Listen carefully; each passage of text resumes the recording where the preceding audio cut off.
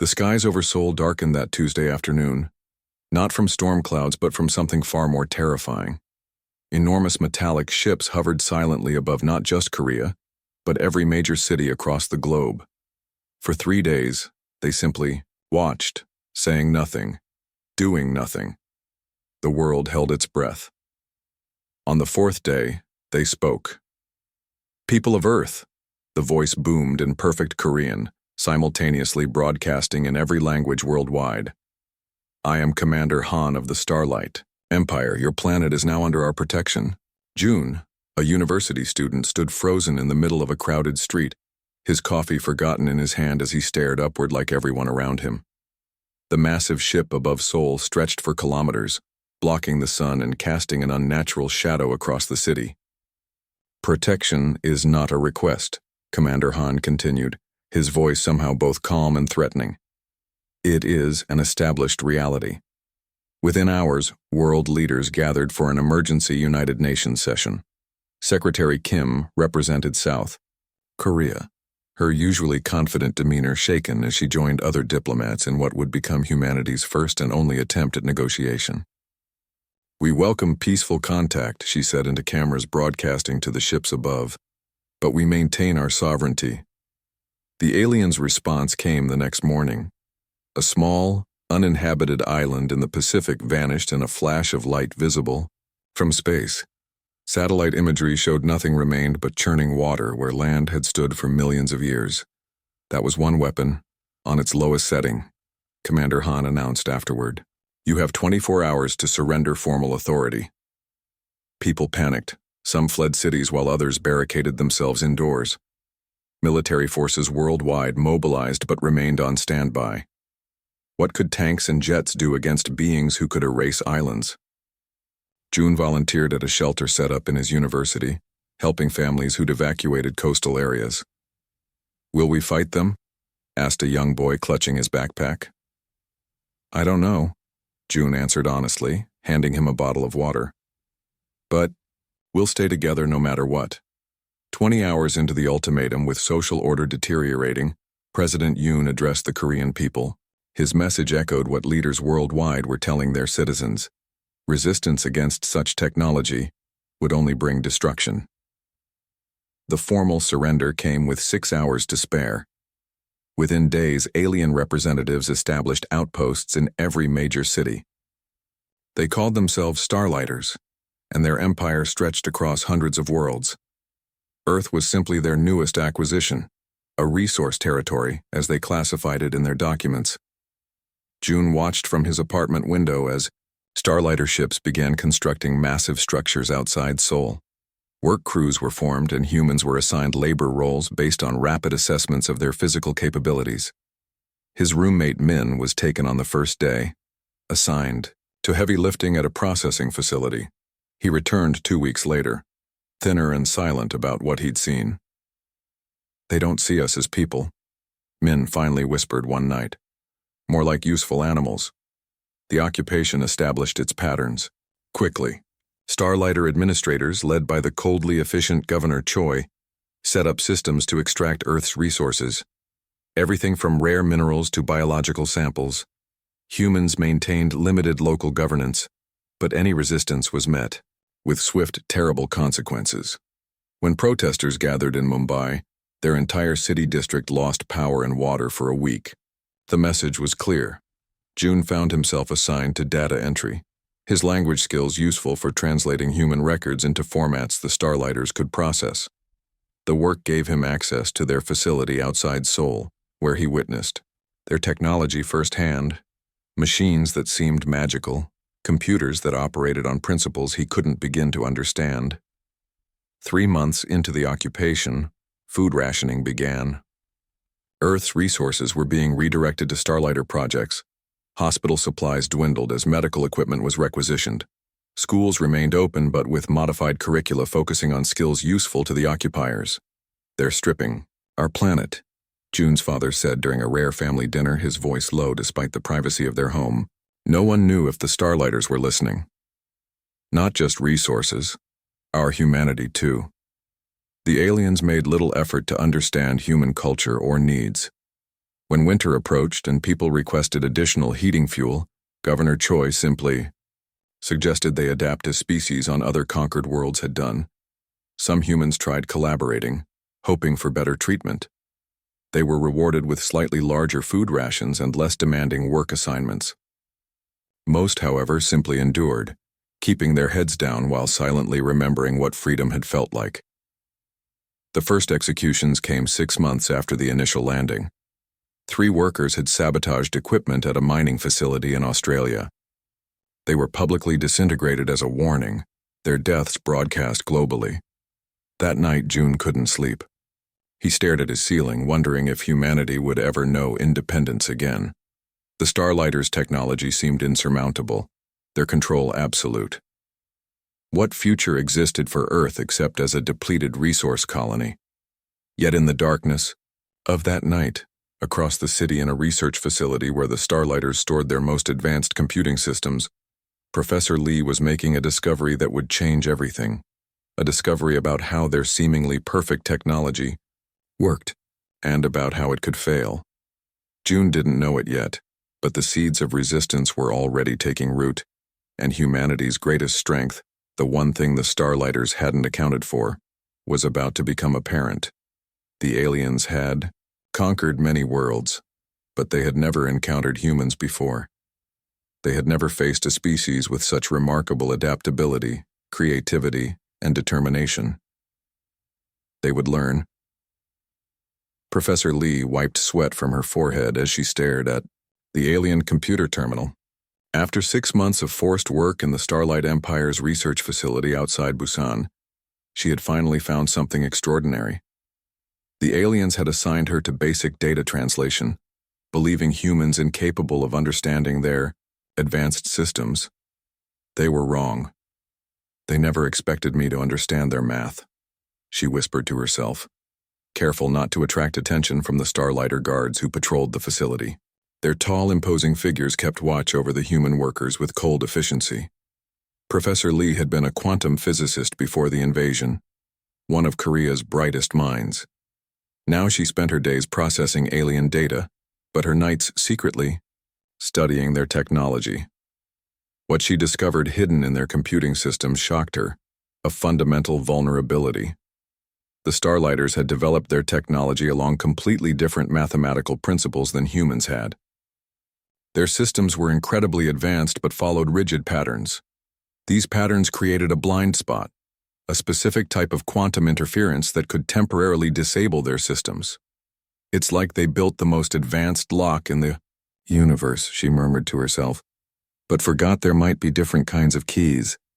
Across the country in the mountains near what was once the border with North Korea, former Army Captain Park huddled in a hidden bunker with a small group of resistance fighters. Since the invasion, he had been establishing underground networks, connecting scattered groups of people unwilling to accept alien rule. "We need better information," Park told his team, studying a crude map showing Starlighter patrol routes. "Fighting them directly is suicide with their weapons, but we need to understand their weaknesses." His team had grown cautiously over months.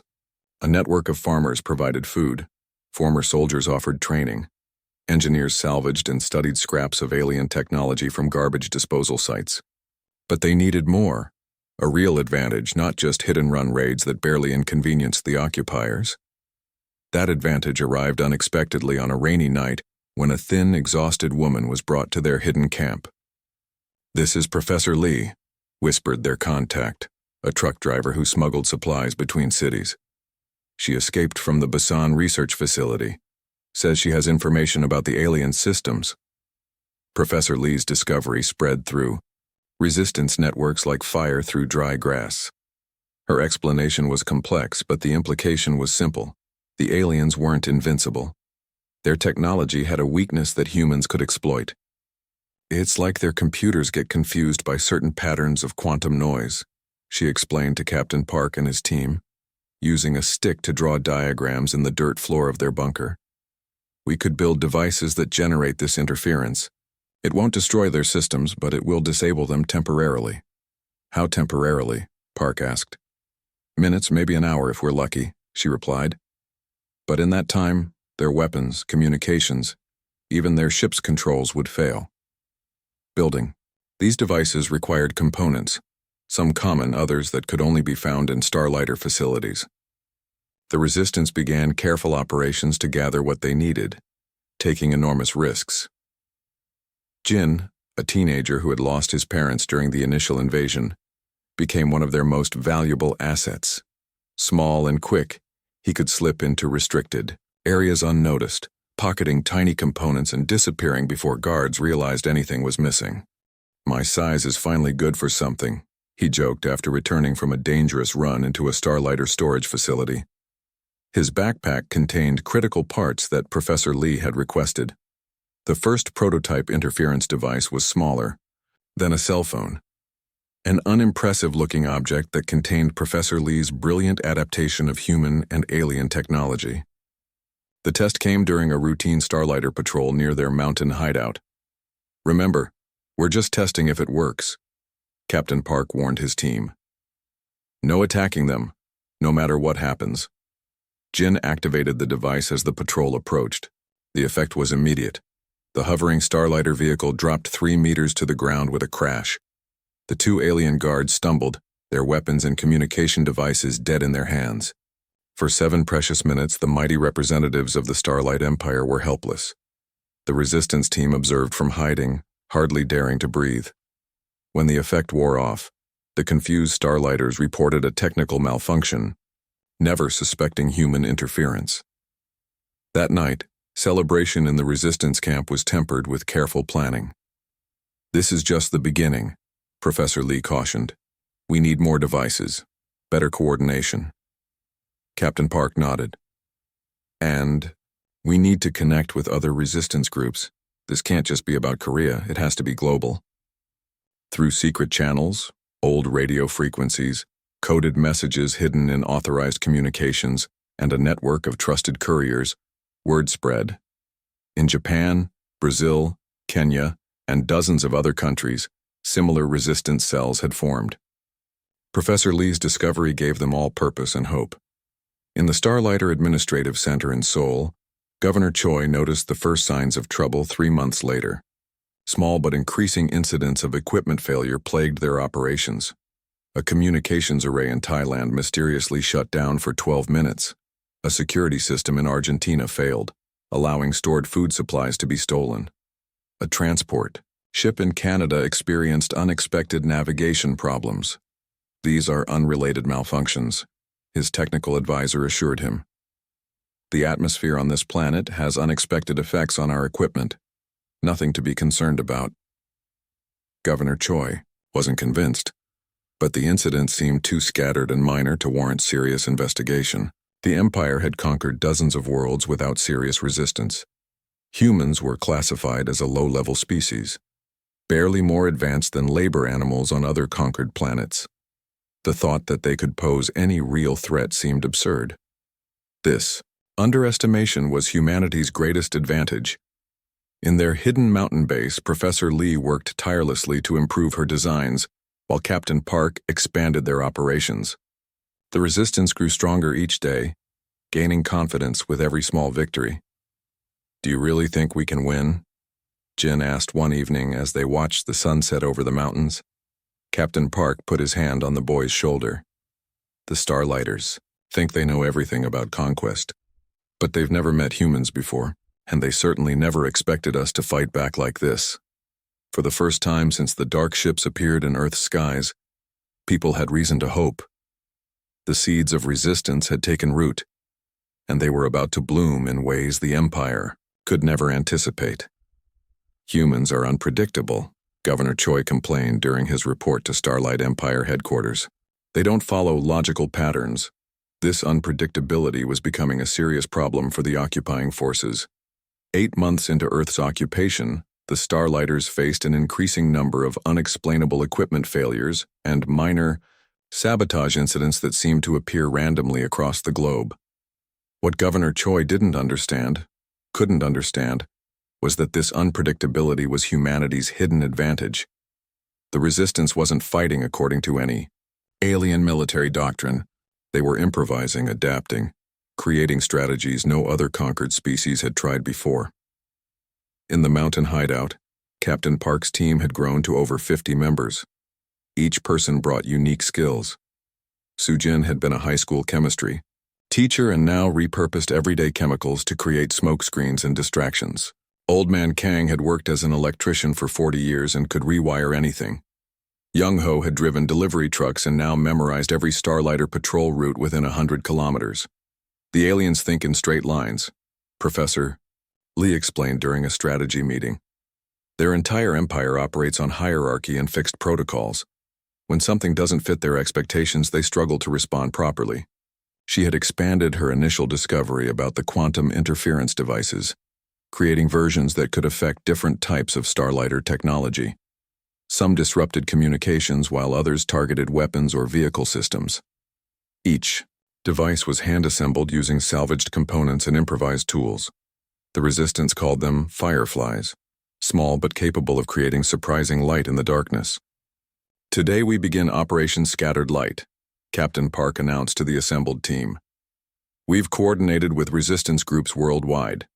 At precisely 0300 hours, fireflies will activate simultaneously in 27 locations across the planet. His finger traced locations on their hand-drawn map. Not to destroy, we're not strong enough for that yet, but to confuse and test their response patterns. The operation succeeded beyond their expectations. For 15 minutes, Starlighter systems across the world flickered and failed.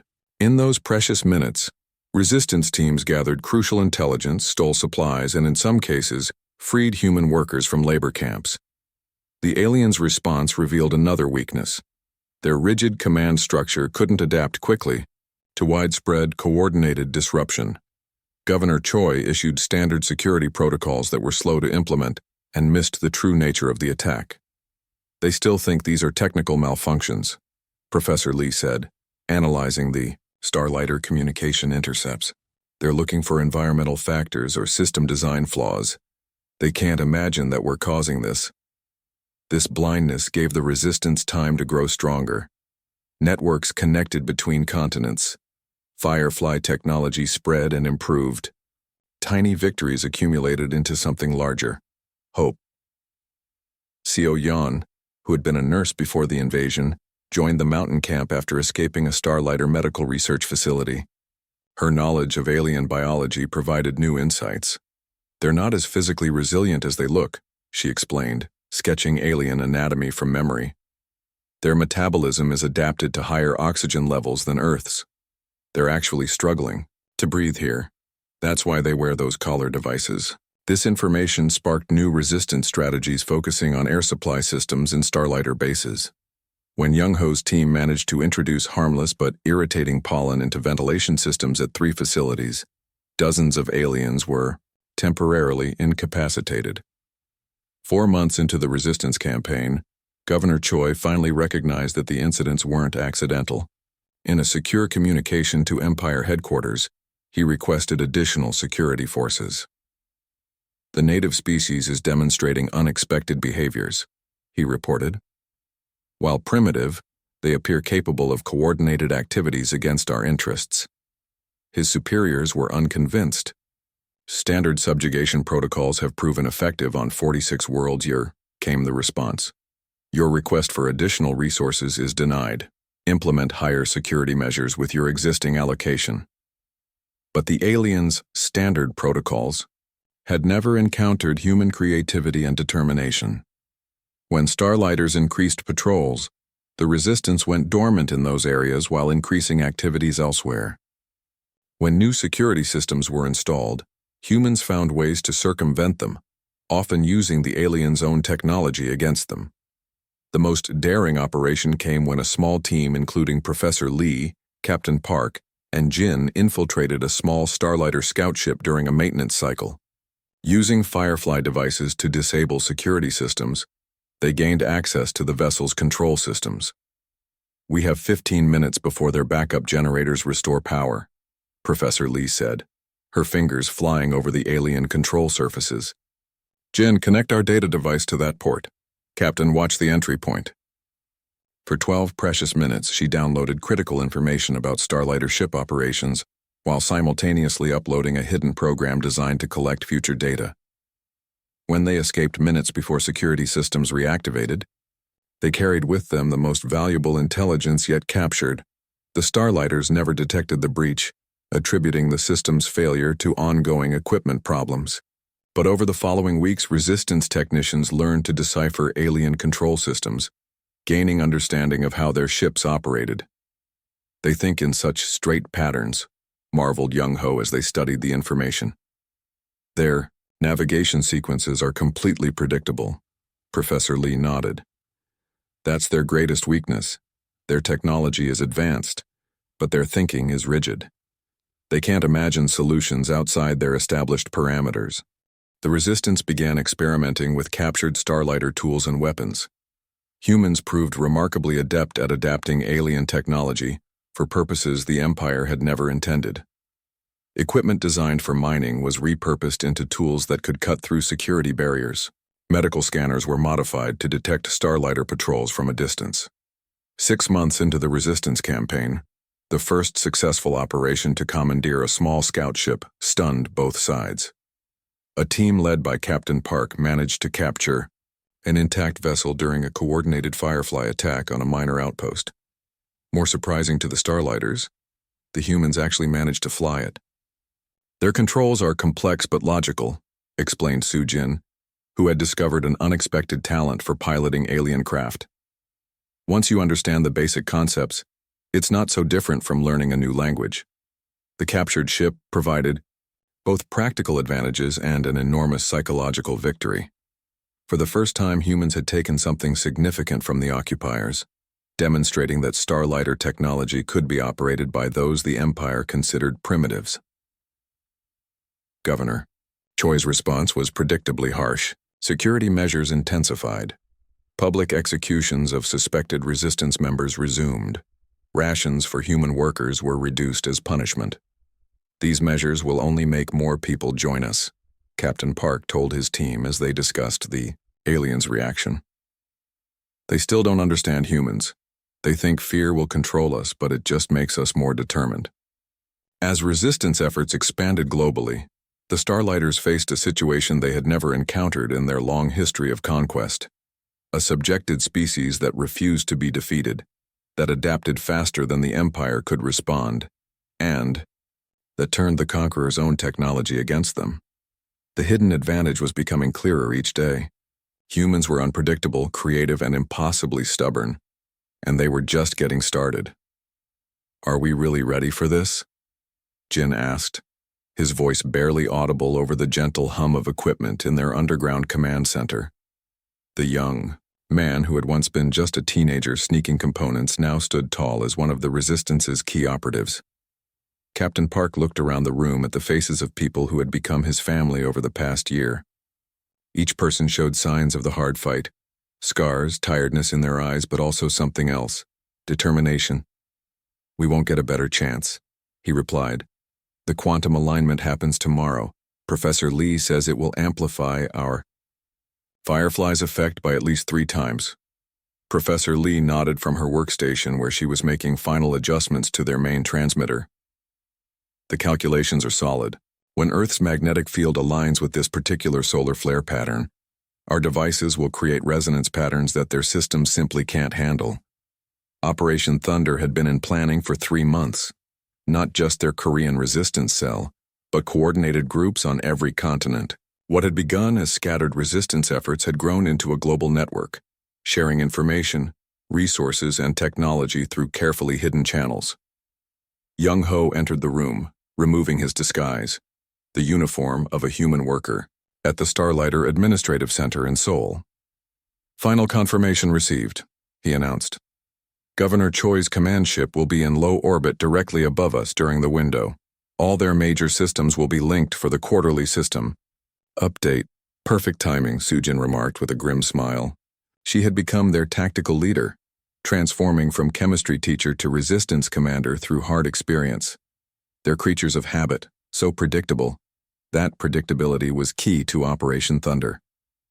The Starlighters maintained strict protocols for everything, including their system maintenance schedules. Even after a year of unexplained technical issues, They hadn't changed their update procedures. "Remember," Captain Park addressed the gathered team, "this isn't about destroying them. We can't win that kind of fight yet. This is about showing them we're not beaten and gathering the leverage we need for what comes next." The plan was daring but simple in concept. When the Starlighters linked all their systems for the update, the Resistance would activate enhanced Firefly devices simultaneously worldwide. The quantum interference would cascade through their connected networks, temporarily disabling every Starlighter system on and above Earth. During that window of opportunity, specially trained teams would seize control of key facilities, particularly the orbital weapons platform that the aliens had constructed above the Pacific Ocean. As dawn broke on the day of the operation, tension filled the air in Resistance hideouts across the planet. In Africa, teams positioned near mining operations checked their equipment one last time. In Europe, cells prepared to move against communication hubs. In the Americas, groups readied to secure food distribution centers that the aliens had commandeered. T-minus 60 minutes, announced Professor Lee, checking her makeshift atomic clock calibrated to Starlighter time standards. All teams report ready status. In orbit, Governor Choi began the standard system update process, unaware of what waited below. His frustration with the Earth assignment had grown over the past year. The planet's resources were valuable, but the constant equipment malfunctions and the stubborn, irrational resistance of the native species had become maddening. He had requested transfer 3 times, but Empire Command insisted he complete his 5-year assignment. "Begin primary system linkage," he ordered his technical staff. Standard protocol. On the planet below, Professor Lee watched the countdown. Timer approached 0. Around her, the Resistance team stood in tense silence. So much could go wrong. If the timing was off, if the solar flare wasn't precisely as predicted, if any of 100 variables failed. "Remember why we're doing this," Captain Park said quietly. "For everyone who didn't make it this far, for the future." Faces flashed through everyone's mind. Family members lost in the initial invasion, friends who had died in labor camps, Resistance members captured during earlier operations. The cost had been high, but the alternative, acceptance of permanent subjugation, was unthinkable. 10 seconds, Professor Lee announced. Jin reached over and squeezed Sujin's hand. They had found each other in the darkness of occupation, a light neither expected. 3, 2, 1, activate. Professor Lee pressed the transmitter's activation switch. Around the world, Resistance teams did the same with their synchronized devices. For a brief moment, nothing seemed to happen. Then the lights flickered. Overhead, the Starlighter command ship experienced cascading system failures as quantum interference disrupted every electronic system on board. Governor Choi watched in disbelief as display after display went dark. Backup systems attempted to engage but failed as the interference spread through connected networks. "Emergency protocols," he shouted, but his crew could only stare helplessly at dead consoles. Across Earth, Starlighter facilities went dark. Security systems failed. Communication networks fell silent. The mighty technology of the Starlight Empire, the basis of their power, simply stopped working. 18 hours, Professor Lee confirmed, monitoring the effect. "The interference pattern is more stable than we predicted. We have 18 hours before their systems can reset." Captain Park was already moving. "All teams execute Phase 2. Move now." Around the world, Resistance teams sprang into action. Years of planning, training, and preparation culminated in this moment. Facilities that had seemed impregnable suddenly stood vulnerable. Starlighters, confused and cut off from their command structure, faced something they had never experienced: coordinated planet-wide resistance from a species they had underestimated. The orbital weapons platform was the primary target. A team led by Sujin boarded a captured scout ship, using the chaos to approach the station undetected. The small crew of Starlighters aboard the platform, without functioning weapons or communications, surrendered quickly when faced with determined humans who understood how to operate their own technology. "Platform secured," Sujin's voice crackled, over the Resistance communication network, one of the few electronic systems still functioning, specifically designed to operate through the interference. Similar reports flooded in from around the globe. Key facilities captured, resource stockpiles secured. In some cases, Starlighter personnel were even taken prisoner, something that would have been unthinkable months earlier. In the Mountain Command Center, Captain Park allowed himself a moment of satisfaction before focusing on the next critical phase. Begin transmission to their fleet headquarters, he instructed the communications team. Send exactly as planned. Professor Lee had prepared a special message, one that would travel along the Starlighter's own subspace communication channels when they came back online. Embedded in the message was a sophisticated virus, designed to infiltrate the Empire's central networks, not to destroy but to gather intelligence and, if necessary, to demonstrate humanity's reach. Governor Choi, drifting helplessly in orbit aboard his powerless ship, stared out the viewport at the Earth below. For the first time since arriving, at this troublesome planet he felt something new, doubt, and perhaps, though he would never admit it, a flicker of fear. The humans had done the impossible. They had turned the Empire's greatest strength, its interconnected technology, into a vulnerability. In 18 hours, systems would reset, and the Starlight Empire would respond with overwhelming force. But something fundamental had changed. The balance of power had shifted. The turning point had arrived. The sky above Seoul filled with Starlight Empire ships 3 days after Operation Thunder. The response fleet had arrived, massive warships designed to crush any rebellion with overwhelming force. Citizens watched from below, their faces grim as shadows once again darkened the city. Many believed this would be the end, the Empire's final, devastating punishment for humanity's defiance. Governor Choi stood on the command deck of the Imperial response vessel, his posture rigid with barely contained fury. "The situation is contained," he insisted to Admiral Sung, who had arrived with the reinforcement fleet. "These primitives simply caught us in a temporary technical vulnerability. They will be eliminated swiftly." Admiral Sung wasn't convinced.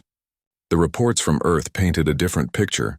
Humans controlling the orbital weapons platform, coordinated resistance cells operating worldwide, and most concerning, evidence that these supposedly primitive beings had not only understood Empire technology but improved upon it in unexpected ways.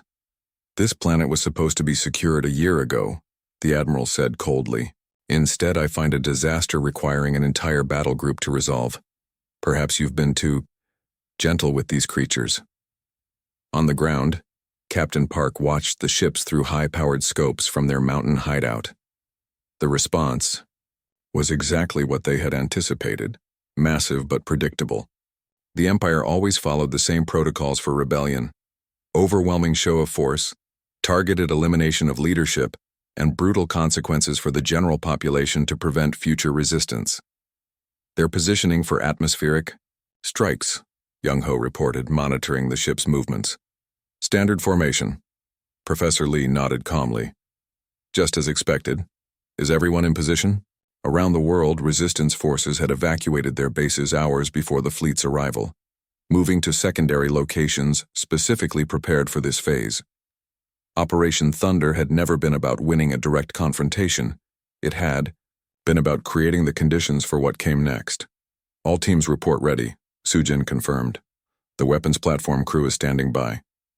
The weapons platform was now the center of humanity's defense, a Starlighter installation turned against its creators. For 48 hours, resistance engineers and captured Starlighter technical specialists had worked furiously to master its systems. No one was certain if it would be enough against an entire battle fleet, but it gave them something they hadn't had before: leverage. Admiral Sung prepared to demonstrate the Empire's power. "Target their largest population centers," he ordered. "We'll begin with limited strikes as warning, then—" He never finished the sentence. As targeting systems locked onto Seoul, the weapons platform activated, not to fire but to broadcast on all Imperial frequencies. "This is Earth Unified Command to Starlight Empire Fleet," came the calm voice of Captain Park, translated perfectly into the Empire's language. "Your weapons platform is under our control, as are key facilities across our planet. We request Immediate cessation of hostilities in negotiation terms. Admiral Sung laughed. They think controlling one platform gives them bargaining power? Destroy it immediately.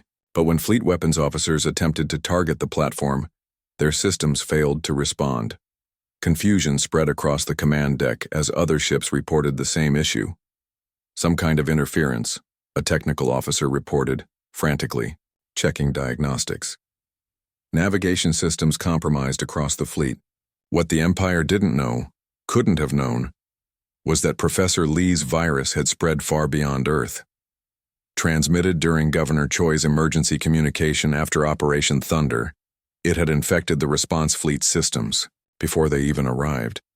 The virus didn't destroy their technology, but it gave humans access and control in ways the Empire had never thought possible.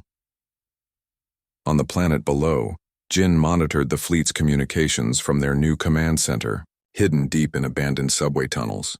They're trying to bypass the navigation lockouts, he reported, but our virus is adapting faster than they can respond. Professor Lee smiled slightly. Of course it is. Their systems are designed to follow fixed patterns. Ours evolve. This was humanity's greatest weapon. Not firepower, but adaptability. The virus wasn't a simple program.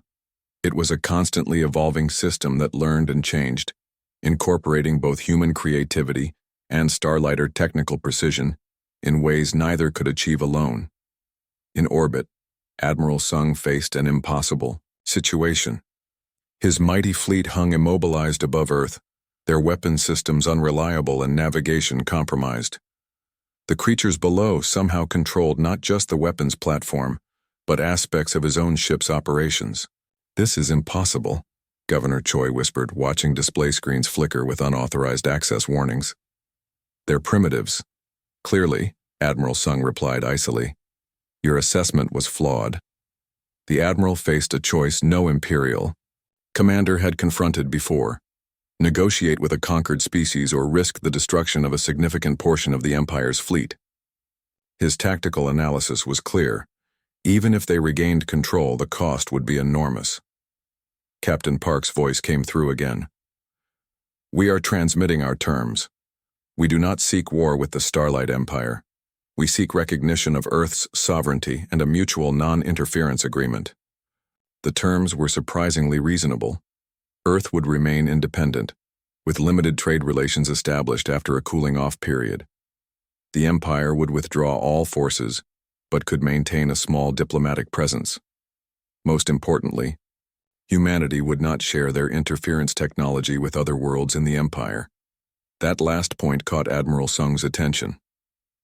They know about our other territories? The implication was clear. If knowledge of successful resistance spread to other conquered worlds, the Empire could face a cascade of rebellions, each learning from Earth's example. As the Admiral hesitated, Captain Park played his final card. We've taken the liberty of transmitting details of today's events to your central systems on homeworlds throughout the Empire. Our communication capabilities are now quite extensive. This wasn't entirely true. The virus had limited reach beyond the response fleet. But the Empire couldn't know that. The fear that this primitive species could now reach into the heart of their civilization was a powerful motivator. In the underground command center, the Resistance leadership waited tensely. Everything depended on this moment. Whether the Empire would choose peace or escalation. They had pushed the most powerful force in the galaxy to the brink, but that made them dangerous rather than defeated. After what seemed like hours, Admiral Sung's response came. We will consider your terms.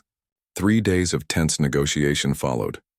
The Empire, faced with no good military options and concerned about wider rebellion, gradually accepted reality. Earth would not be conquered, at least not without a cost too high to justify. When the agreement was finally signed, humans around the world celebrated cautiously. Few believed the Empire would honor the terms forever, but they had achieved something remarkable: time and recognition. Earth was the first world in Imperial history to force the Starlight Empire to the negotiating table. As the fleet prepared to withdraw, leaving only a small diplomatic vessel behind, Admiral Sung met with Governor Choi one last time. How did we fail to understand them? Choi asked, still stunned by the outcome. The Admiral looked down at Earth through the viewport. Perhaps we never really saw them at all. We cataloged their technology, their resources, their apparent capabilities. But we missed something essential about their nature. Below, Professor Lee and Captain Park stood outside their mountain hideout, watching Imperial ships becoming distant points of light as they departed Earth's orbit. Do you think they'll really leave us alone? Jin asked, standing beside them. For now, Captain Park answered honestly. They'll be back someday, with new strategies, better defenses against our technology. But we'll be ready. Professor Lee nodded. And we'll be different by then, too. That's what they never understood about us. We never stopped changing, adapting, growing. As darkness fell, lights winked on across the formerly occupied city below. Slowly, humanity was reclaiming its world. The victory wasn't just about technology or tactics, it was about the unquenchable human spirit that refused to accept defeat, that found strength in diversity and creativity, that could imagine possibilities beyond established limits. Nobody had expected the humans to win against the Galactic Empire, especially not the humans themselves.